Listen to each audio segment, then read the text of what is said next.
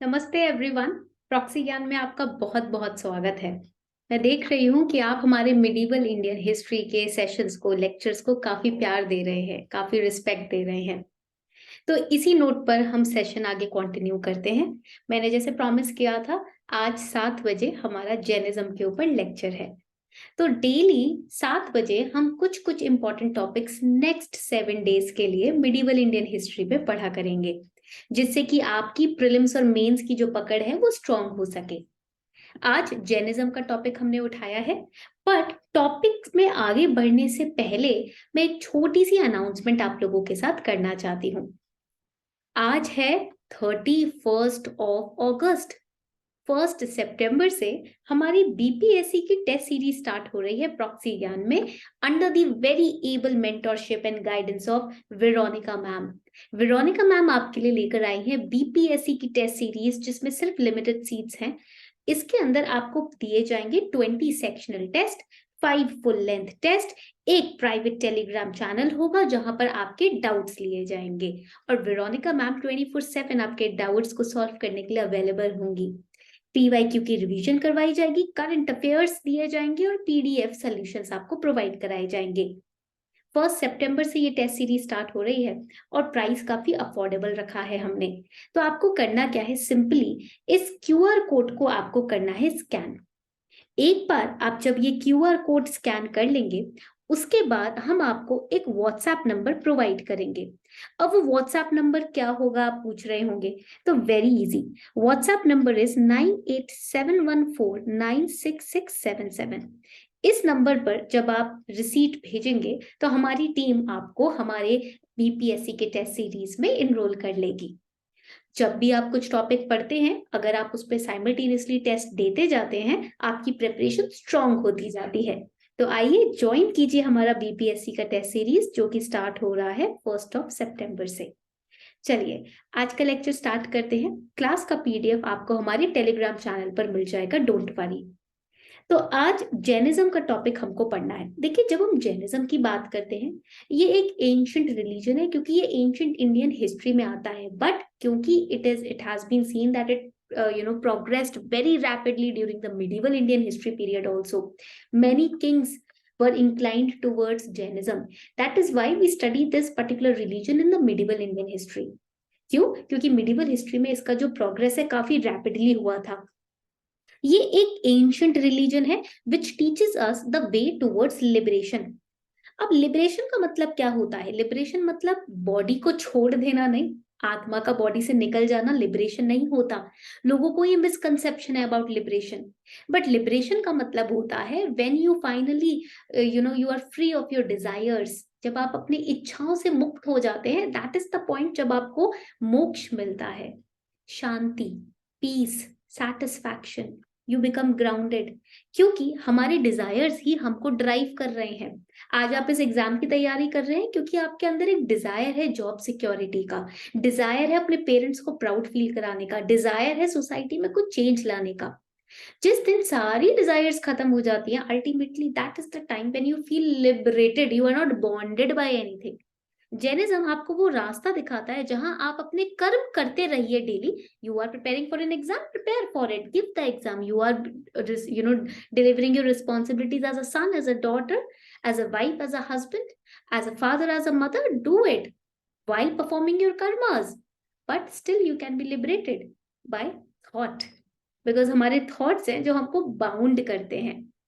And also in this particular religion, in Jainism, they teach us the way to enlightenment through disciplined non-violence to all living beings, not just humans.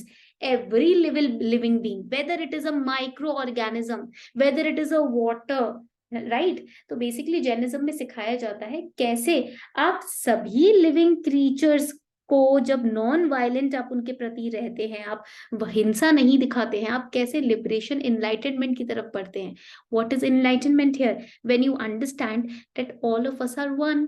जब आपको ये समझ आ जाता है हम सब एक ही तो हैं, चाहे वो चींटी हो या एक कुत्ता हो या एक बिल्ली या इंसान या एक मक्खी, सबको सेम पेन होता है ना, सेम आत्मा सबके अंदर है। That is when you get enlightened. सिर्फ बोलकर नहीं, जब आप फील करते हो। And this particular religion originated during 6th century BC। इसको स्टार्ट किया था ऋषभनाथ ने, जो कि फर्स्ट तीर्थंकर थे। अब आप पूछेंगे मैम ये तीर्थंकर मतलब क्या होता है? तीर्थंकर मतलब होता है spiritual Guru.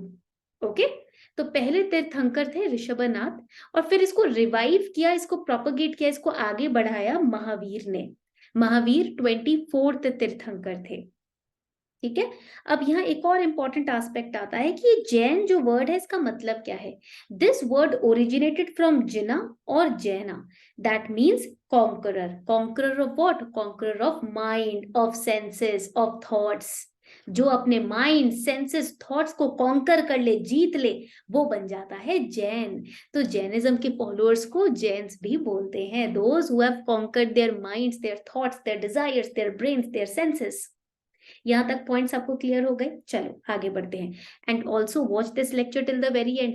Eight the end we are going to solve one MCQ based on this lecture from the previous year question paper. अब क्वेश्चन आता है कि भैया ये रिलीजन ओरिजिनेट कैसे हुआ? रिलीजन 6th century में आया, ठीक है, बट कैसे आया? What were the reason? I told you in the भक्ति मूवमेंट लेक्चर, हर एक चीज के पीछे एक कारण होता है। इसके पीछे क्या कारण था? First reason was rigidity of Hinduism.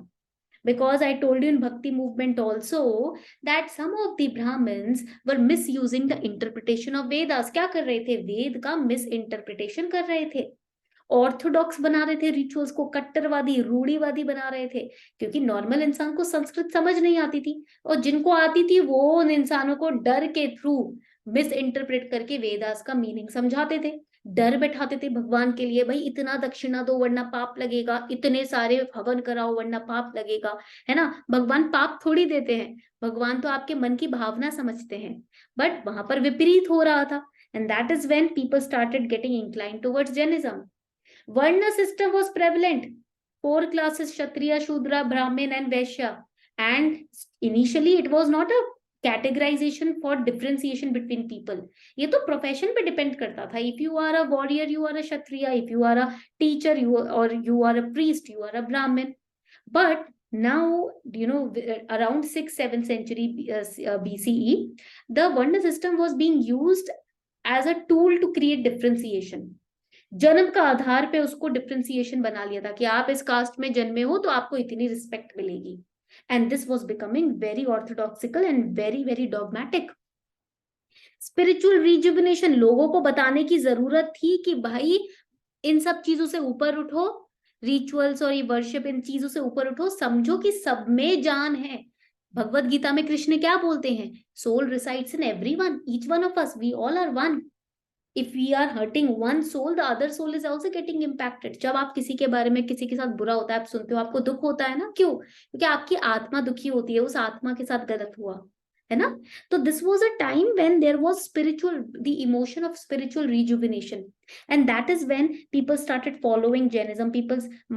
Rishabhanath started meditating, and finally he got this knowledge, we all are one. Meditation में, डीप मेडिटेशन में उनको ये ज्ञान मिला कि हम सब एक ही तो हैं, अलग थोड़ी है। And that's when he started propagating this religion. Miss interpretation of Vedas, वो तो मैंने आपको समझाया, इसकी वजह से तो काफी सारे डॉगमेटिक रूल्स शुरू हुए थे सोसाइटी में उस वक्त। तो these were the causes why Jainism originated. I hope यहां तक पॉइंट क्लियर है।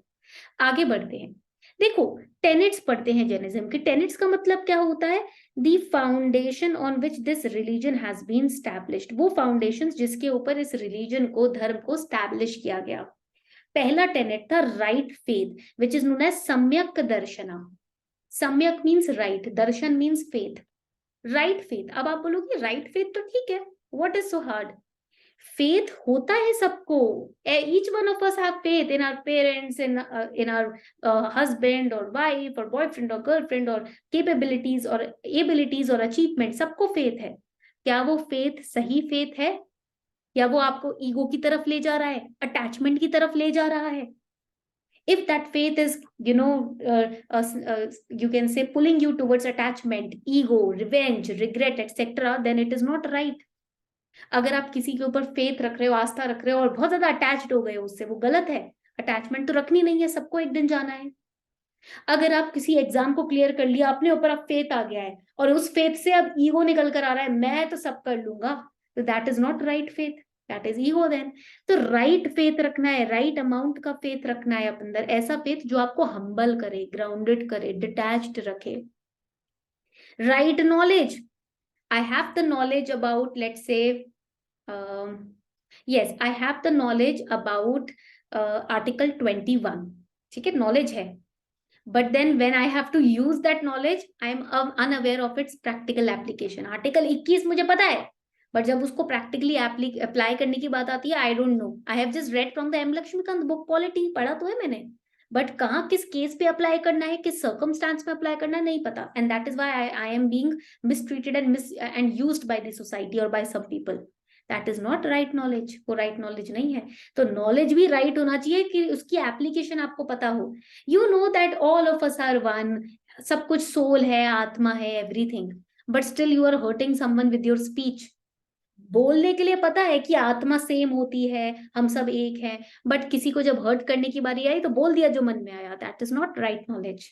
राइट एक्शन, यू नो कि यूपीएससी एग्जाम के लिए this is the syllabus and we have to study hard, but when I look at your resources, on polity only you have 7 books, history की आपके पास 2 किताबें हैं, this note, that coaching centre, that PDF, you have everything, that is not right action. आपके पास cluttered resources, आपको पता ही नहीं है कहां से पढ़ना है। तो एक्शन होना चाहिए, पढ़ रहे हो ठीक है, बट सही चीज पढ़नी है, उसे राइट एक्शन बोलते हैं। You are studying for 10 hours a day, but during those 10 hours, you are scrolling on your mobile phone also simultaneously. That is not right action.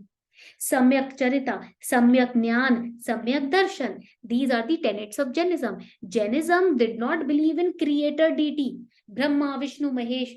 Jainism इस बात पे बिलीव नहीं करता था। जैनिज्म बोलता था ये जो यूनिवर्स है ना, ये किसी ने बनाया नहीं, ये तो एग्जिस्टेंस में हमेशा से ही था, it has been eternal, nobody has created this universe, it has been eternal. And Jainism says world is created and maintained by universal law. एक cosmic law है, जैसे कर्म होता है ना, बुरा करोगे तो बुरा होगा, अच्छा करोगे तो अच्छा होगा, if you do bad you will have bad circumstances, if you do good you will have good results.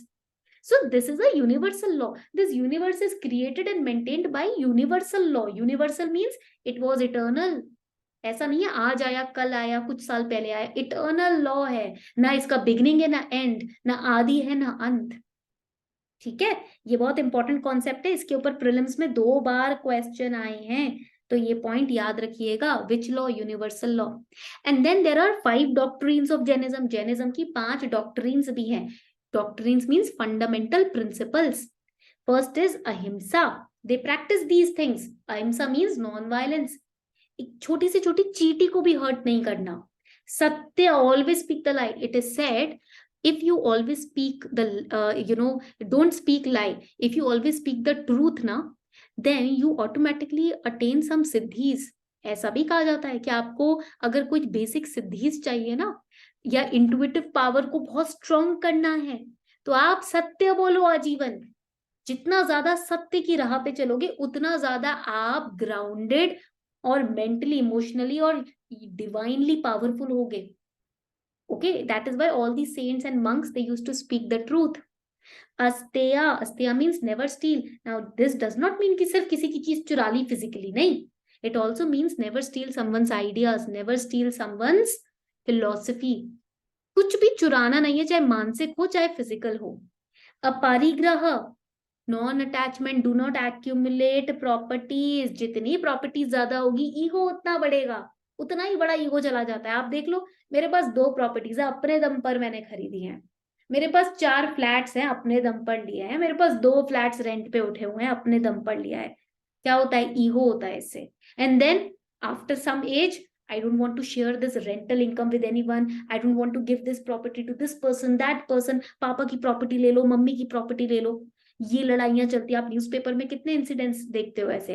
अपरिग्रह मतलब भाई कुछ एक्यूमुलेट ही मत करो, एक दिन जाओगे तो सब छोड़कर ही जाओगे ना, यहाँ पर कुछ लेकर तो जाओगे नहीं, तो क्यों कलेक्शन करके बैठना है, होर्डर क्यों बनना है, सब यहीं छोड़ जाना है, यहीं का है।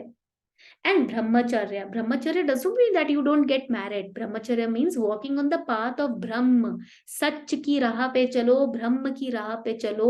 एक्स्ट्रा लस्ट, एक्स्ट्रा ग्रीड, इन सब इमोशंस में मत जाओ. लस्ट नहीं होना चाहिए. So Jainism practice these 5 doctrines. Jainism का ये आइडिया था, it use to believe in Karma.